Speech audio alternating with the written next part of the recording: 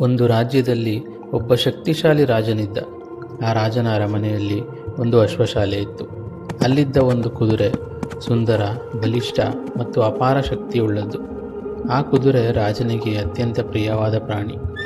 ಅದು ಆ ರಾಜ್ಯದ ಹೆಮ್ಮೆ ಹಾಗೂ ಗರ್ವ. ಆದರೆ ಅದೇ ಅಶ್ವಶಾಲೆಯಲ್ಲಿ ಒಂದು ಸಣ್ಣ ಸಾಮಾನ್ಯ ಆಡು ವಾಸವಾಗಿತ್ತು. ಯಾರಿಗೂ ಗಮನವಿಲ್ಲದ, ಯಾರಿಗೂ ಮಹತ್ವವಿಲ್ಲದ ಆಡು.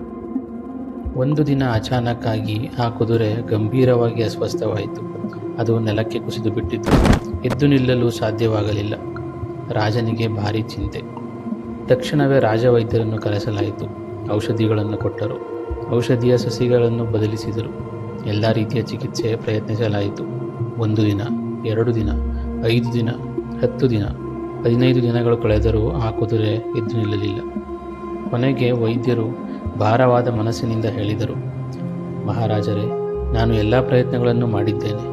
ನಾಳೆಯೊಳಗೆ ಕುದುರೆ ಎದ್ದು ನಿಲ್ಲದಿದ್ದರೆ ಅದರ ನೋವನ್ನು ಕೊನೆಗೊಳಿಸಲು ವಿಷ ನೀಡಬೇಕಾಗುತ್ತದೆ. ರಾಜನ ಹೃದಯ ಭಾರವಾಯಿತು. ಆದರೂ ಹೇಳಿದನು, ಇದೇ ಅದರ ವಿಧಿಯಾಗಿದ್ದರೆ ಹಾಗೇ ಆಗಲಿ. ಈ ಮಾತುಗಳನ್ನೆಲ್ಲ ಅಲ್ಲೇ ನಿಂತಿದ್ದ ಆಡು ಕೇಳಿಸಿಕೊಂಡಿತು. ಆ ರಾತ್ರಿ ಅಶ್ವಶಾಲೆ ಸಂಪೂರ್ಣ ನಿಶ್ಶಬ್ದವಾಗಿದ್ದಾಗ ಆಡು ನಿಧಾನವಾಗಿ ಕುದುರೆಯ ಬಳಿ ಹೋಯಿತು. ಅದು ಕುದುರೆಗೆ ಹೇಳಿತು, ಸಹೋದರ, ಇಂದು ನಿನ್ನ ಕೊನೆಯ ಅವಕಾಶ. ನೀನು ಇಂದು ಎದ್ದು ನಿಲ್ಲದಿದ್ದರೆ ನಾಳೆ ನಿನ್ನನ್ನು ಕೊಲ್ಲುತ್ತಾರೆ. ದಯವಿಟ್ಟು ಪ್ರಯತ್ನಿಸು. ನಿನ್ನಲ್ಲಿರುವ ಶಕ್ತಿಯನ್ನು ಒಟ್ಟುಗೂಡಿಸು. ಕುದುರೆ ದುರ್ಬಲವಾಗಿತ್ತು. ನೋವಿನಿಂದ ನರಳುತ್ತಿತ್ತು. ಆದರೂ ಆಡು ಮತ್ತೆ ಮತ್ತೆ ಧೈರ್ಯ ತುಂಬಿತು. ಮತ್ತೊಮ್ಮೆ ಪ್ರಯತ್ನಿಸು. ಎದ್ದು ನಿಲ್ಲು. ಒಂದು ಅದ್ಭುತ ಸಂಭವಿಸಿತು. ಬೆಳಿಗ್ಗೆ ಸೂರ್ಯನ ಮೊದಲ ಕಿರಣಗಳು ಕುದುರೆಯ ಮೇಲೆ ಬಿದ್ದವು. ಮೊದಲು ಒಂದು ಕಾಲು ಚಲಿಸಿತು, ನಂತರ ಮತ್ತೊಂದು. ಮತ್ತೆ ತನ್ನ ಸಂಪೂರ್ಣ ಶಕ್ತಿಯನ್ನು ಬಳಸಿ ಆ ಕುದುರೆ ಎದ್ದು ನಿಂತಿತು. ಅರಮನೆ ತುಂಬ ಅಚ್ಚರಿ. ರಾಜ ತಕ್ಷಣ ಓಡಿ ಬಂದನು.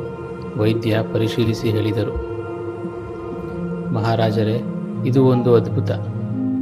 ರಾಜನಿಗೆ ಅಪಾರ ಸಂತೋಷ. ನನ್ನ ಅಮೂಲ್ಯ ಕುದುರೆ ಉಳಿಯಿತು. ರಾಜ್ಯವ್ಯಾಪಿ ಸಂಭ್ರಮ ನಡೆಯಲಿ. ಅರಮನೆಯಲ್ಲಿ ಭರ್ಜರಿ ಭೋಜನಕ್ಕೆ ಆದೇಶ ನೀಡಲಾಯಿತು. ಎಲ್ಲರೂ ಸಂತೋಷದಲ್ಲಿದ್ದರು. ಆದರೆ ಒಂದು ಮೂಲೆಯಲ್ಲಿ ನಿಂತಿದ್ದ ಆಡು ಯೋಚಿಸಿತು, ನನ್ನ ಮಾತುಗಳಿಂದ ನನ್ನ ಸ್ನೇಹಿತನ ಜೀವ ಉಳಿಯಿತು. ಅಷ್ಟರಲ್ಲಿ ರಾಜಪಾಕಶಾಲೆಯ ಅಡುಗೆಗಾರನು ಬಂದನು. ಅವನು ಹೇಳಿದನು, ಮಹಾರಾಜರೇ, ಭೋಜನಕ್ಕೆ ಎಲ್ಲ ಸಿದ್ಧತೆಯಾಗಿದೆ. ರಾಜಭೋಜನಕ್ಕೆ ಆ ಆಡನ್ನು ಕಡಿಯಲು ಆದೇಶ ನೀಡಿ. ಕ್ಷಣಗಳಲ್ಲಿ ಇನ್ನೊಬ್ಬನ ಜೀವ ಉಳಿಸಿದ ಅದೇ ಆಡು ತನ್ನ ಜೀವನವನ್ನೇ ಕಳೆದುಕೊಂಡಿತು. ಸ್ನೇಹಿತರೆ, ಎಲ್ಲ ಕಡೆ ಮಾತನಾಡುವುದು ಜಾಣ್ಮೆಯಲ್ಲ. ಯಾವುದನ್ನಾದರೂ ಅಂಧವಾಗಿ ಸಹಾಯ ಮಾಡುವುದು ಸದಾ ಸುರಕ್ಷಿತವಲ್ಲ. ಈ ಲೋಕ ಯಾವಾಗಲೂ ದಯೆ ಮತ್ತು ಸತ್ಯವನ್ನು ಪ್ರಶಂಸಿಸುವುದಿಲ್ಲ. ಕೆಲವೊಮ್ಮೆ ಉಚಿತ ಸಲಹೆ, ಅಗತ್ಯವಿಲ್ಲದ ಧೈರ್ಯ ನಮ್ಮದೇ ಸುರಕ್ಷತೆಗೆ ಅಪಾಯವಾಗಬಹುದು. ಪ್ರತಿ ಕಥೆಯಲ್ಲೂ ಮಾತನಾಡುವವನು ನಾಯಕನಾಗುವುದಿಲ್ಲ. ಕೆಲವೊಮ್ಮೆ ಅವನೇ ಬಲಿಯಾಗುತ್ತಾನೆ. ಆದ್ದರಿಂದ ಇತರರಿಗೆ ಸಹಾಯ ಮಾಡಿ, ಆದರೆ ಜಾಗರೂಕತೆಯಿಂದ. ಸಮಯ ನೋಡಿ, ಪರಿಸ್ಥಿತಿ ಅರ್ಥ ಮಾಡಿಕೊಳ್ಳಿ ಮತ್ತು ನಿಮ್ಮನ್ನೇ ರಕ್ಷಿಸಿಕೊಳ್ಳಿ. ಕೆಲವೊಮ್ಮೆ ಮೌನವೇ ಅತ್ಯಂತ ದೊಡ್ಡ ಜ್ಞಾನ. ಧನ್ಯವಾದಗಳು.